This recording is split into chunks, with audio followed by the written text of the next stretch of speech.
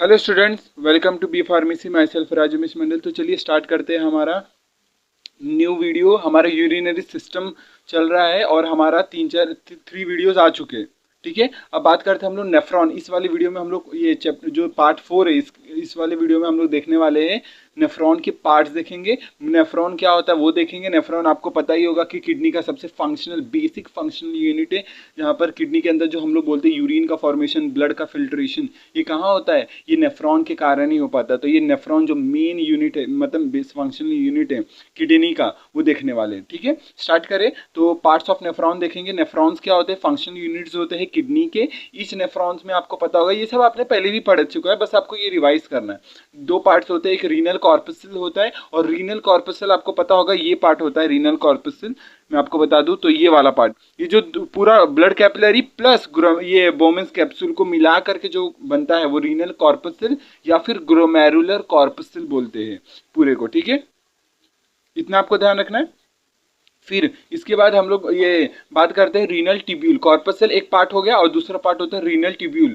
नाम से समझ में आ रहा है, इसमें वो पार्ट्स होंगे जो पूरा नेफ्रॉन की जितनी भी ट्यूब्स है वो इसके अंदर आते हैं, और ग्लोमेरुलस अलग पार्ट में आता है। तो एक होता है रीनल कॉर्पसल जिसमें ग्लोमेरुलस और ये बोमेंस कैप्सूल आ जाता है, मिला करके उनको रीनल कॉर्पसल बोलते हैं या ग्लोमेरुलर कॉर्पसल बोलते हैं। और यहाँ पर रीनल ट्यूब्यूल दूसरा पार्ट होता है, जहाँ पर बहुत सारी ट्यूब आपने पढ़ा होगा, PCT, DCT, loop of Henley. ठीक है, ये सब इसमें आ जाता है। कलेक्टिंग डक्ट नेफ्रॉन का पार्ट नहीं होता, एक सिंगल नेफ्रॉन का पार्ट नहीं होता कलेक्टिंग डक्ट, क्योंकि कलेक्टिंग डक्ट में बहुत सारे नेफ्रॉन्स के अपने वो जो भी फिल्ट्रेट है वो आते हैं। ठीक है, तो ये आपको ध्यान रखना है। अब बात करते हैं two component of the renal corpuscle, जिसको हम लोग बोलते हैं ग्लोमेरुलस ये एंड ये जिसको बोमेंस कैप्सूल बोलते हैं या ग्लोमेरुलर कैप्सूल बोलते हैं। उनको मिला करके क्या बनता है? हमारा रीनल कॉर्पसल बनता है, ये आपको ध्यान रखना। नाउ सेकंड चीज, blood plasma is filtered in the glomerular capsule and then filtrate fluid passed into the renal tubule and it has main three section।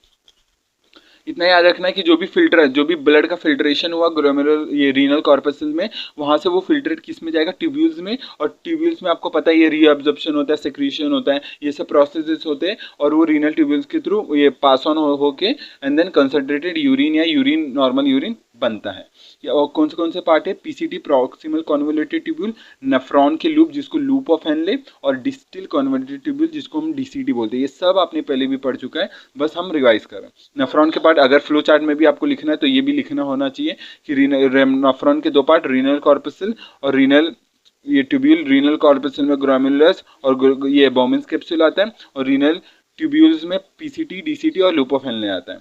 ठीक है, अब बात करते हैं पीसीटी। पीसीटी क्या होता है? पीसीटी क्या होता है? प्रॉक्सिमल डिनोट्स क्या होता है? नाम से समझे, प्रॉक्सिमल। प्रॉक्सिमल क्योंकि हम लोग बोलते हैं प्रॉक्सिमल मतलब पास, पर किसके पास? जो भी हम लोग ये रीनल कॉर्पसल है उसके पास जो पार्ट होगा उसको बोलते हैं कॉर्पसल, सॉरी ये प्रॉक्सिमल बोलते हैं। और जो भी दूर रहा, जैसे डीसीटी दूर है ना रीनल कॉर्पसल से, इसलिए उसको बोलते हैं डिस्टल कॉन्वोल्यूटेड ट्यूब्यूल। ये आपको ये नेमिंग इसके बेसिस पे पढ़ा है। तो convoluted means the tubule is tightly coiled rather than straight. तो आपको ये सब रीड करना है, मैं आपको पीडीएफ प्रोवाइड करता हूँ इसके नोट्स। आपको क्या करना है? हर दिन रीड करना है, जिससे आपका रिवीजन होता रहेगा प्रॉपरली और माइंड में भी बैठ जाएगा एकदम मस्त।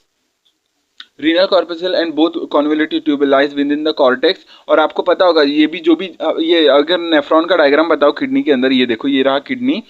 तो मोस्टली जो भी ट्यूब्यूल्स वाले पार्ट है वो कहाँ पर प्रेजेंट होते हैं? कॉर्टेक्स में। दो नहीं, अगर मैं बात करूँ जक्स्टा मेडुलरी नेफ्रॉन्स या कॉर्टिकल नेफ्रॉन्स, ये दो टाइप के नेफ्रॉन्स होते हैं। आपको पता होगा जक्स्टा ग्लोमेरुलर नेफ्रॉन, ये मेडुलरी नेफ्रॉन कितने होते हैं? 15 से 20% होते हैं, बहुत कम होते हैं लेकिन हाईली इफेक्टिव होते हैं।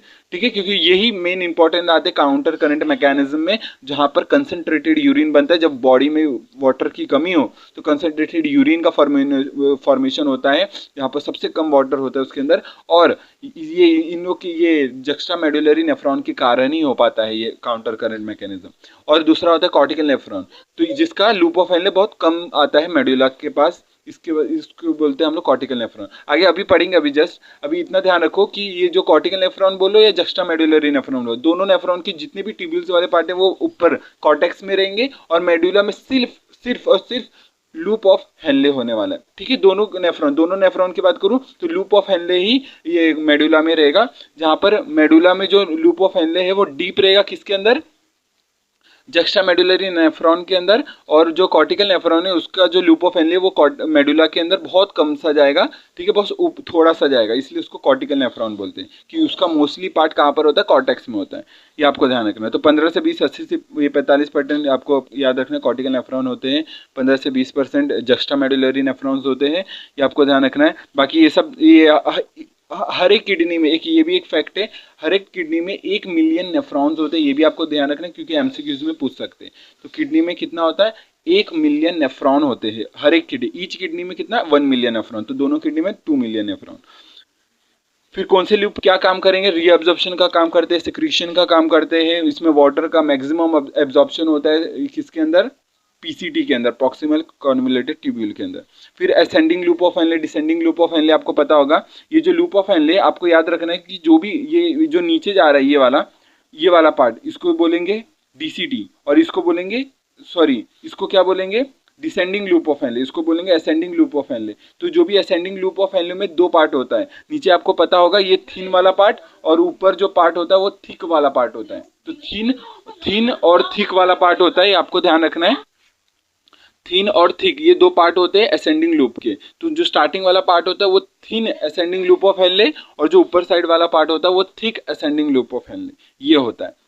ओके, क्लियर है, अभी तक कोई डाउट नहीं है। और पार्ट ऑफ फिटले मतलब जो भी फिल्ट्रेट बना वो कैसे कैसे फ्लो करता है आपको ध्यान रखना है। ग्लोमेरुलर ये जो बोमेन कैप्सूल है वहां से वो पीसीटी में आएगा, पीसीटी से descending loop of Henle, descending से thin ascending loop of Henle, and then thick ascending loop of Henle, and then DCT. तो ये आपको ध्यान रखना है, पाथ ऑफ फिल्ट्रेट, ये आपको इतना याद रखना है।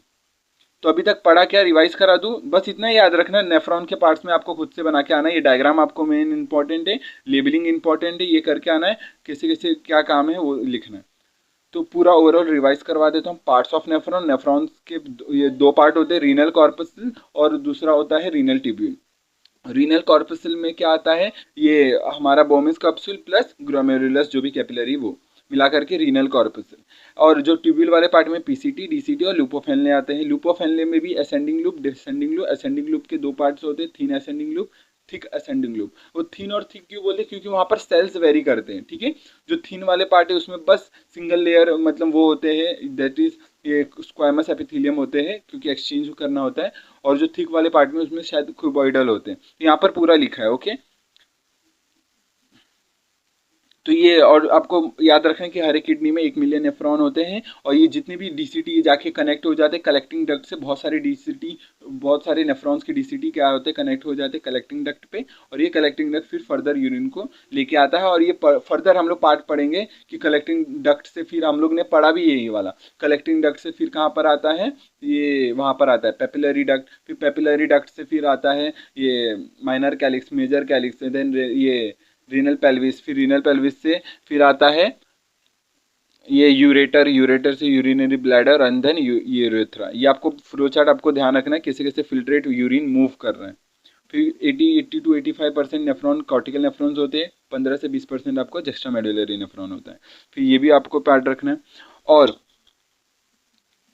यहाँ पर इतना याद रखना है। तो लूप ऑफ हेनले बस पार्ट्स ऑफ नेफ्रॉन में बस ज़्यादा आपको कुछ नहीं लिखा है, डायग्राम बनाना है, उसके पार्ट्स लेबल करना है और हर एक पार्ट को एक्सप्लेन करते चलना है, ठीक है। और loop of Henley he main हमारा कंसंट्रेट यूरिन बनाने में काम आता है, इतना याद रखना है। बाकी हिस्टोलॉजी नेक्स्ट वीडियो में देखेंगे।